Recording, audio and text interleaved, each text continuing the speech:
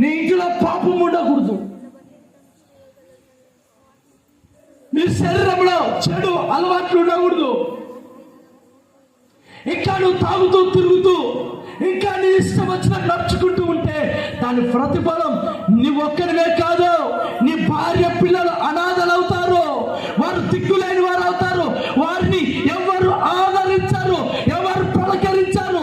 ఇదిగో నడి రోడ్డు పైన చిరిగిన గుడ్డలు వేసుకొని చిరిగిన బట్టలు తొడుకొని రోధిస్తూ నిన్ను తిట్టుకునే రోజులు జ్ఞాపకం చేసుకుంటాను.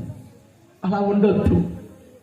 నువ్వు ఏ దానికి బానిస అయ్యావో ఆ బానిస బ్రతుకును వదిలిపెడితే హిజ్కియా 15 సంవత్సరాల ఆయుష్ను పొందుకున్నట్టుగా నేను చెబుతూ ఉన్నాను.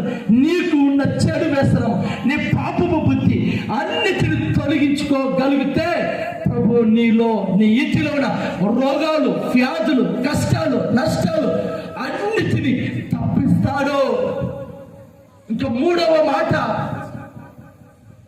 యెరూషలేము ప్రాకారాలు అనగా దేవుని సన్నిధి పడద్రోయబడినప్పుడు, సేవకుల పైన దుమ్ము ధూళి ఎత్తిపోస్తున్నప్పుడు ఆ సేవకుల కొరకు నువ్వు కన్నీరు కాస్తే దేవుడు నిన్ను ఘనపరుస్తాడండి. దేవుడు నిన్ను మహిమపరుస్తాడు.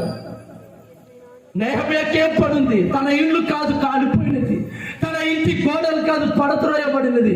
ఎక్కడో యెరూషలేము మందిరం, ఎక్కడ యెరూషలేము ప్రాకారాలు పడద్రోయబడితే ఇతనిలో బాధ కలుగుతుంది, ఇతనిలో దుఃఖము కలుగుతుంది. ఇతను ఒక నిర్ణయం తీసుకున్నాడు, ఉపవాసం ఉండి ప్రార్థించాలి. పడద్రోయబడిన ప్రాకారాలు కట్టబడాలి. కాల్చబడిన ప్రాకారాలకు మరలా సుందరమార్పించబడాలి. అందుకే అతని పేరు బైబిల్ గ్రంథంలో లెక్కించబడింది.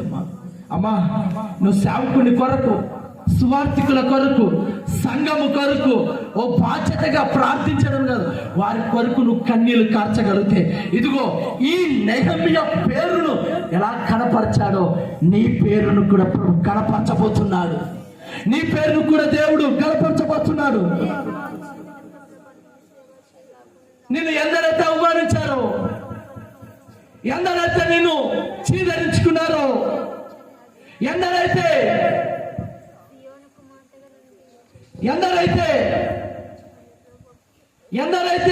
నిన్ను ఎన్నెన్ని మాటలు మాట్లాడుకున్నారో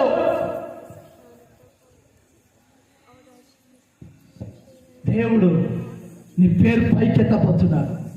నేను ఇక ప్రార్థన చేయబోతున్నాను. నీ వ్యక్తిగత పాపాన్ని ఒప్పుకున్నట్లయితే కుడి చేయి పైకెత్తు. నీ ఇంటిలో ఉన్నటువంటి పాపపు చెడు వ్యసనాలు నువ్వు వదిలేసుకోగలిగితే చేతి పైకెత్తు. ఇంకా నేను సినిమా చూడను, ఇంకా నేను సీరియల్ చూడను, ఇంకా ఏ చోకు చూడను, ఇంకా నేను తాగను, ఇంకా నేను తిరగను.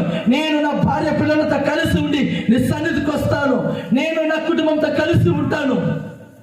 ఇంకో 3వదిగా, పడిపోయిన మందిరాలు, ఆర్థికంగా వెనకబడిన మందిరాలు సేవకుల కొరకు నేను ప్రార్థిస్తాను అన్నవారు మీ కుడి హస్తాన్ని ప్రభు వైపు చూపించినట్లయితే ఒక చిన్న ప్రార్థన.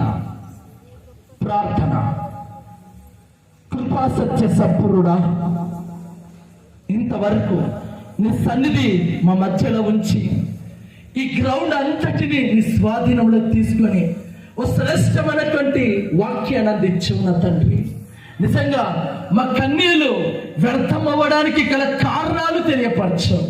వ్యక్తిగత పాపాన్ని వదిలేసుకుంటాము, మా ఇంటిలో ఉన్నటువంటి పాపాన్ని తీసివేసుకుంటాము. యెరూషలేము కొరకు, సేవకుల కొరకు మేము ప్రార్థిస్తాము. ప్రభువా, ఇదిగో అన్న గర్భఫలం పొందుకున్నట్టుగా మాకు కూడా ఒక ఫలము కావాలి, ఒక ఆశీర్వాదం కావాలి, ఒక దీవెన కావాలి.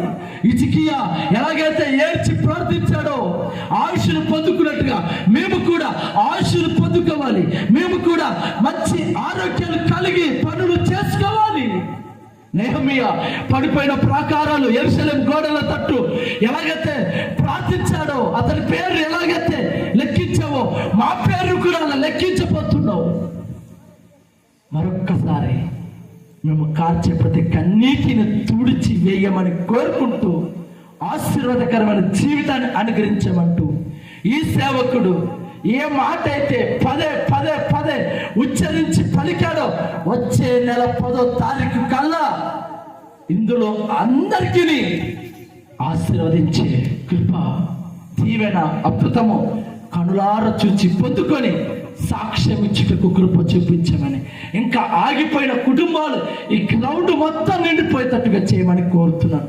లైవ్ లో కూడా ఎంతమంది చూసారో వారందరినీ దీవించి ఆశీర్వదించి వారి కుటుంబాలలో ఉన్న దుఃఖము కన్నీటిని తుడిచివేయమంటూ యేసుక్రీస్తు నామంలోనే అడిగి వేడుకుంటున్నాము తండ్రి. ఆమేన్, ఆమేన్.